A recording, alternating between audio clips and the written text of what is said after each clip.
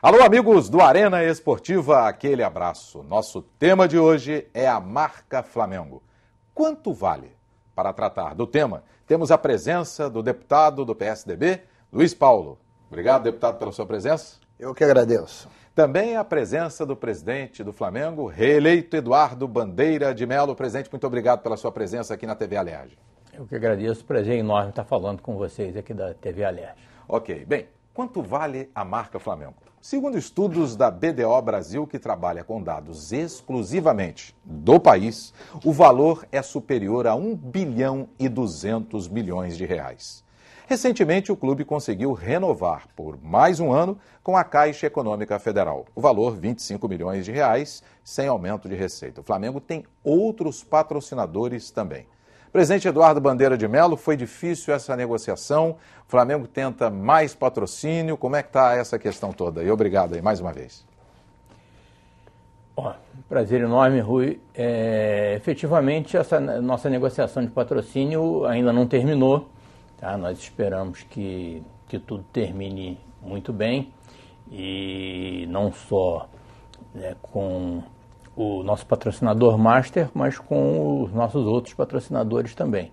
É exatamente o fato da marca Flamengo ser hoje reconhecida como a mais valiosa do Brasil e o fato do Flamengo ser reconhecidamente também um clube cidadão, um clube que não apresenta nenhum risco reputacional para as empresas que vierem se associar ao clube, que faz com que esses potenciais patrocinadores se aproximem do Flamengo, e eu tenho certeza que a nossa receita de patrocínio tende a crescer muito, apesar da crise em que o país está vivendo hoje.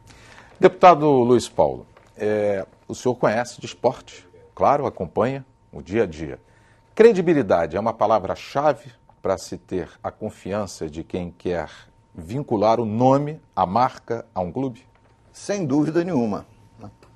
Por isso eu fiz questão absoluta, e vou aqui declarar meu voto, de votar no Eduardo.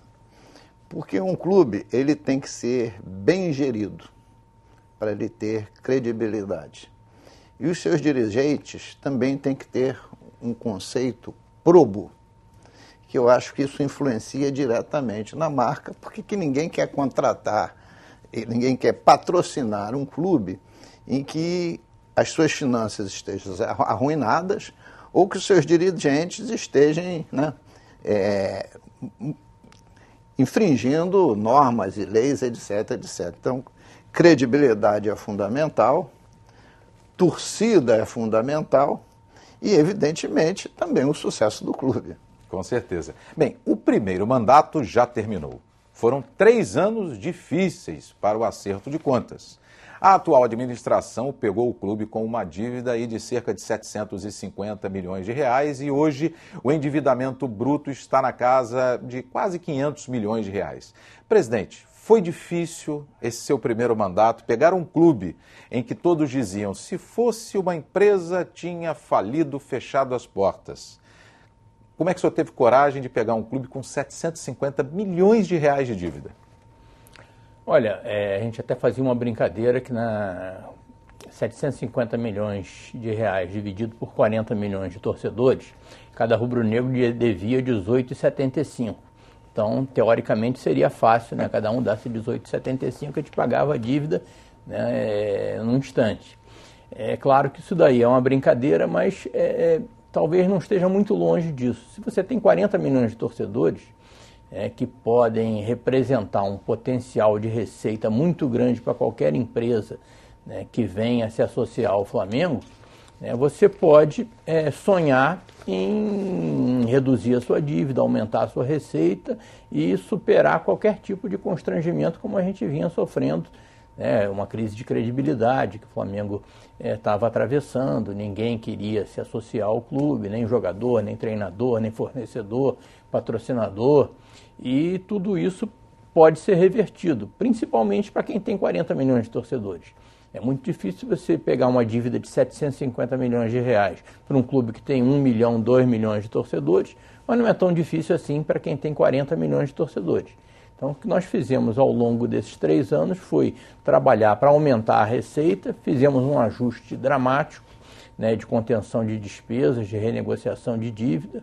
Conseguimos as certidões negativas de débito, né, que nos permitiram acesso ao patrocínio, né, da Caixa Econômica, ao acesso à lei de incentivo ao esporte, tanto federal quanto estadual, e com isso o nosso esporte olímpico passou a ser autossustentável, e com muita dificuldade tivemos, é claro, que cortar na carne, né, cortar no time de futebol, cortar nas conquistas, nos objetivos esportivos e sociais, mas entendemos que não havia outra solução. E aí começamos a trabalhar muito pela solução que acabou vindo com a lei do Profut, né, que do dia para a noite já cortou 90 milhões do nosso endividamento, e que nos proporciona hoje também um alívio de cerca de 1 milhão mensal no nosso fluxo de caixa. Então eu diria que a partir de 2016, né, a dívida do Flamengo começa a ser administrável, né, o que parecia ser um problema insolúvel quase que deixa de ser um problema, porque hoje, né, você se aproxima, o estoque da dívida do Flamengo começa a se aproximar do nosso faturamento anual, da nossa receita anual. Então, eu acredito que talvez em 2016, terminando 2016, a gente pela primeira vez tenha uma receita anual superior ao estoque da nossa dívida. Isso eu acredito que é um marco aí na história aí das finanças do Flamengo. Bons ventos estão para surgir ainda melhor, né? Melhorando aí o Flamengo, deputado. É verdade. Eu verifico, né, fazendo uma comparação entre a gestão do Flamengo e a crise hoje que vive o Estado do Rio de Janeiro e o próprio Brasil, é exatamente esse, né? Você tem hoje receitas inferiores às despesas e você tem um estoque de dívida muito maior que essa própria receita. Por via de consequência, fica difícil administrar, né? Um time da dimensão do Flamengo, né? Um clube da dimensão do Flamengo, né, que é chamado por todos nós flamenguistas de nação, né? É como você fosse gerir, né, para quase uma nação de 40 milhões de brasileiros. E aí a gestão financeira, ela é importantíssima, a gestão patrimonial, né? E eu acho que com essa gestão, né, se as finanças ficarem em dia, os resultados também vão aparecer em qualquer área que você vá botar o Flamengo para disputar, principalmente no futebol, que é o carro-chefe.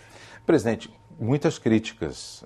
Não aquilo que o senhor projetou a sua equipe, né? Porque ali foi um trabalho de equipe, não foi só do presidente, né? Mas um trabalho de equipe. As críticas aconteceram principalmente em relação ao futebol, que é o carro-chefe do Flamengo. O senhor acha que a torcida agora já começa a entender daquela necessidade, que o senhor falou há pouco, ter que cortar na carne, diminuir investimentos, né? Para poder lá na frente buscar os resultados? Olha, Rui, eu tenho certeza que a torcida sempre entendeu, né? Uma coisa da qual eu me orgulho e agradeço muito a nossa torcida foi a compreensão, né, com que ela tratou essa questão da necessidade da gente resolver essa crise de credibilidade do clube. O torcedor do Flamengo, ele gosta, como eu sou torcedor também, e adoro ver o time ganhar, ser campeão, mas nós sofríamos muito com aquela imagem de mal pagador, né, de clube que não honrava seus compromissos, que nós temos que reconhecer que o Flamengo tinha. E a partir do momento que a gente começa a mudar esse jogo, eu sentia uma ressonância assim, muito grande, inclusive das camadas assim, mais humildes da nossa torcida. Muitas vezes eu encontrei torcedores e o Flamengo sofrendo na zona do rebaixamento e torcedores que vinham para mim e me estimulavam e diziam, não, presidente, é isso mesmo, nós temos que recuperar a nossa dignidade, né? O Flamengo tem que ser reconhecido como um clube, né, que cumpre seus compromissos e acho até que me surpreendeu, além do que eu imaginava, ver como a torcida embarcou, né, nessa cruzada aí contra a imagem que o Flamengo tinha no passado. Hoje eu tenho certeza que o Flamengo é um clube que dá exemplo para 40 milhões de torcedores E é claro que a torcida quer vitórias no futebol e elas vão acontecer, mas ela se importa muito também com a imagem que o clube projeta para os seus torcedores e para a população em geral.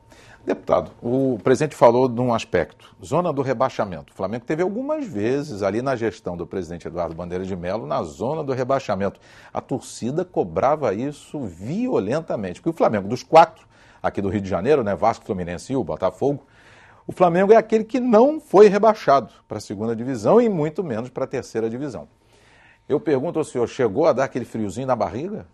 Olha, esse negócio de 2ª divisão? É sempre uma posição muito desconfortável você estar entre os 4 piores times do Campeonato Brasileiro, né?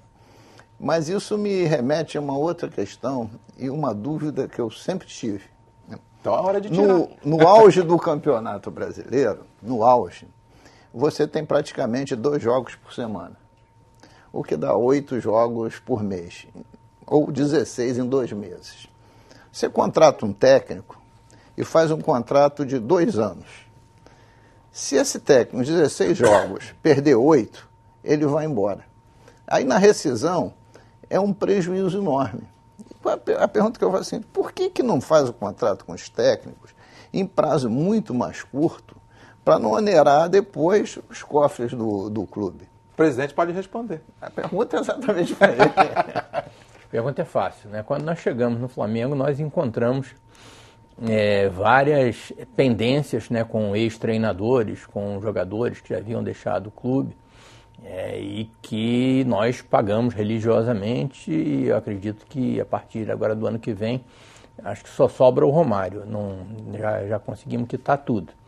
E tivemos o cuidado, né, de não deixar nenhum tipo de penduricalho para o futuro também. Então, quando nós fizemos contratos com os treinadores, tivemos o cuidado de não estabelecer multas que fossem proibitivas para que pudessem, né, vir afetar a nossa situação financeira. Então, hoje eu diria a você que nós, apesar de reconheço que os clubes não devem demitir treinadores da forma com que demitem, isso não é uma questão do Flamengo, é uma questão do futebol brasileiro. Nós estamos vendo, inclusive, agora no futebol inglês isso se repetindo, né? Mas apesar da gente entender que a continuidade do trabalho do treinador é extremamente importante, o fato é que nós tivemos que substituir, né, vários dos treinadores com que nós contamos ao longo desses 3 anos. Mas isso não causou nenhum tipo de prejuízo ao Flamengo, nem vai causar.